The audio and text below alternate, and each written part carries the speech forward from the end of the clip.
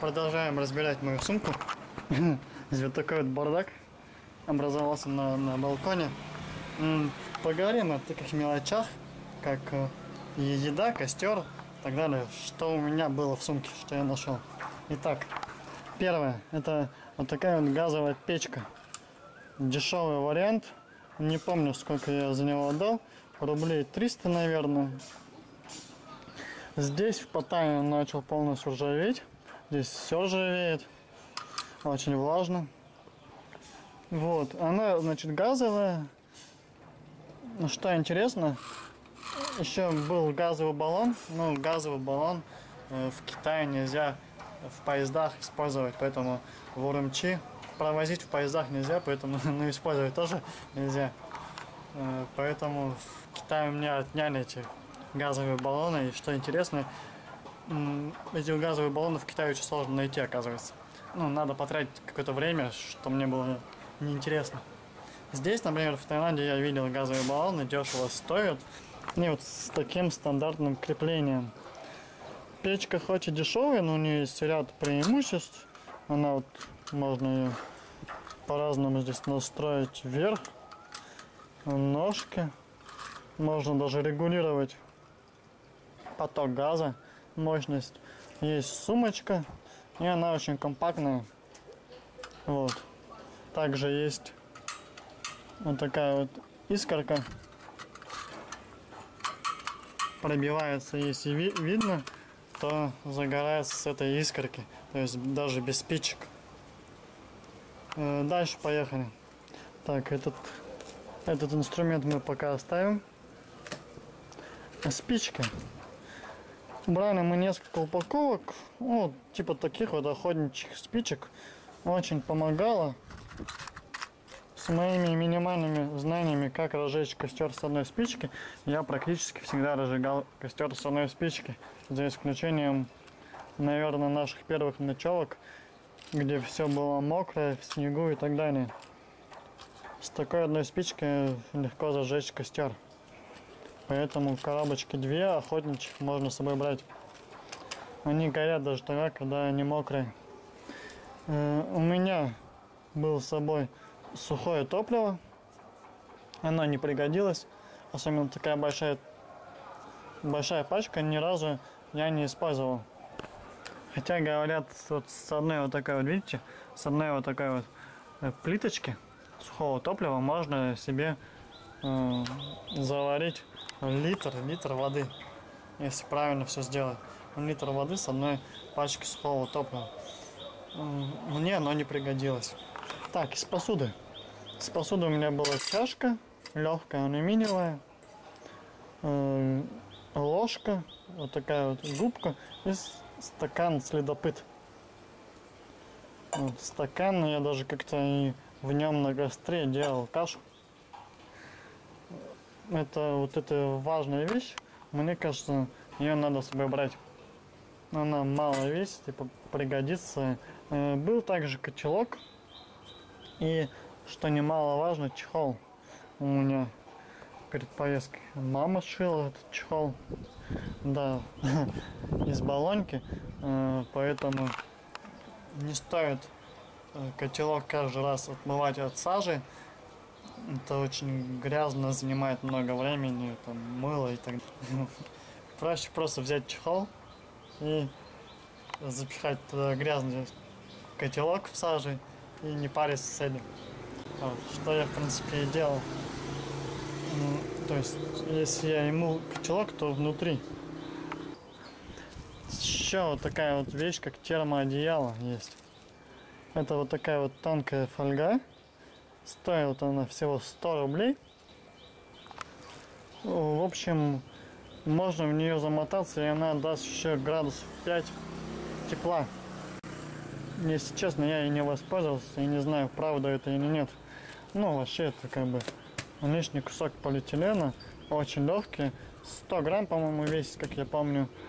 Возможно, стоит с собой взять на всякий случай. Туда можно что-то замотать или закрыться от дождя. В общем, ну вот такие вот вещи. Если вы собрались в какое-то автономное путешествие в горы, стоит взять это. стоит взять, наверное, котелок, спички и газ. Мне кажется, это очень удобный вариант.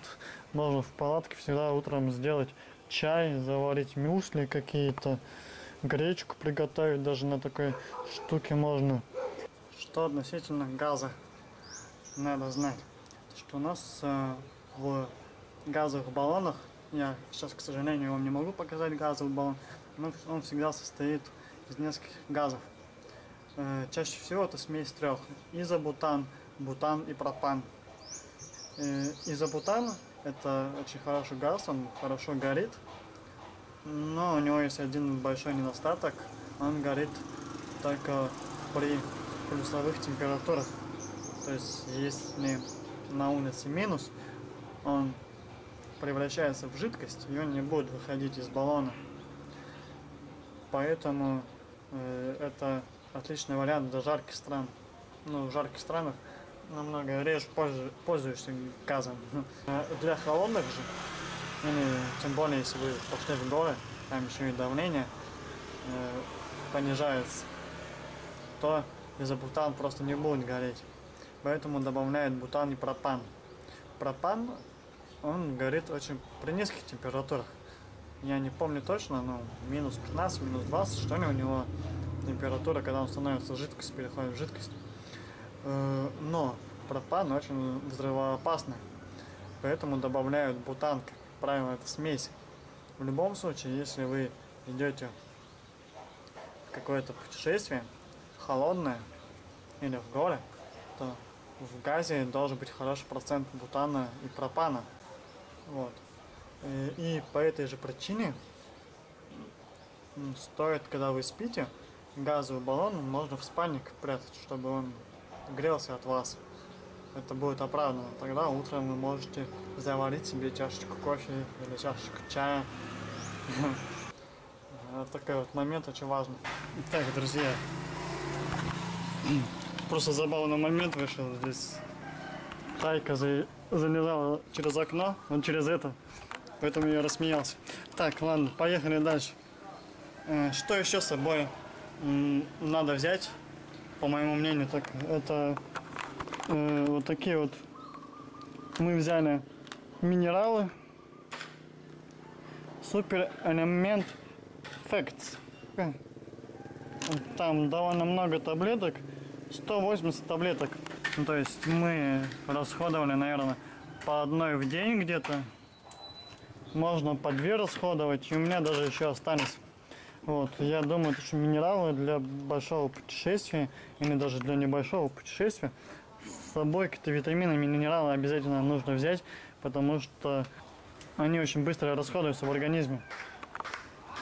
Это важно, на этом не стоит экономить. Ну, давайте поговорим о мелочах, которые я нашел в своей сумке. Так, первая мелочь — это компас, брелок. Вот компас я ни разу не доставал на своем пути. Я даже чаще ориентировался по солнцу, чем по компасу. Изолента. Вещь очень нужная, пригодится, хоть и приличная вещь, но ее стоит взять. Это намного лучший вариант, чем скотч. Так, эластичный бинт.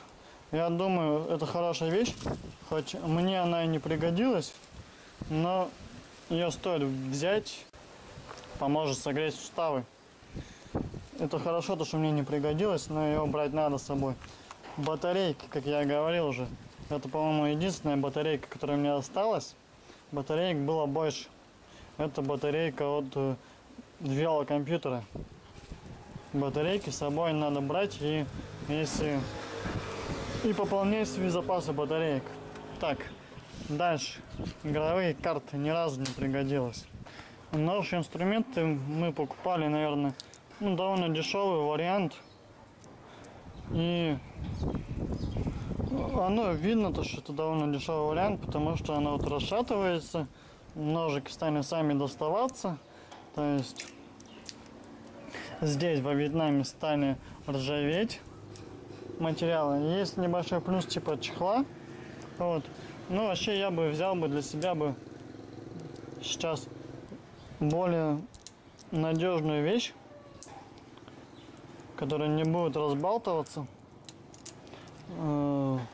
Здесь есть плоскогубцы. Они пригодились мне в поездке. Здесь есть ножик, собственно, наверное, два прибора, которыми я и пользовался. Ножик здесь довольно острый. И этим ножиком я почти все свои операции, которые мне надо было, там, где надо было порезать продукты, что-то еще, я вот этим ножом все делал, да. Полезный мультиинструмент. Его надо с собой брать.